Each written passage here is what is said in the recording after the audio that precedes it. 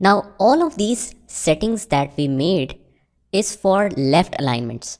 If I want to change all of these to right alignments, what I can do is I'll go on the home tab, and under the paragraphs option there is a small click right here.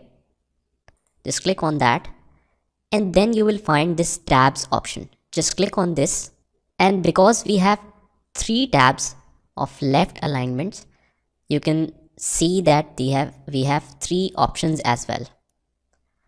So you can change each of that separately. Let's say I change it towards right, and then other one towards right. Let's press OK. So as you can notice that it comes under the right alignment. Now let's say I want to change only the alignment of this number. So I'll just select all of the data and go to paragraphs again, press tab, and on the 17th centimeter scale, let's change it to right alignment.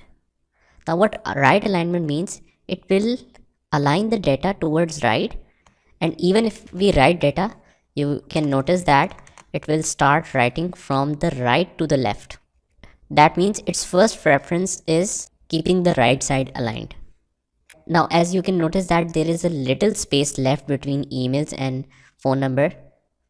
So just select all the data and just you can move it towards right.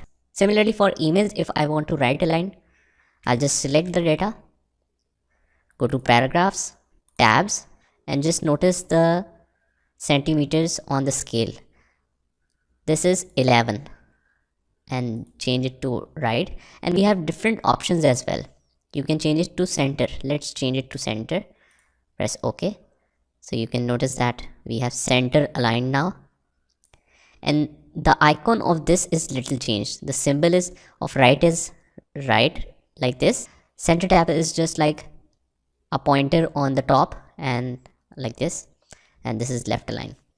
Anytime you want to change your tab settings, you can just go to paragraph section, go to tabs, and you can easily change that.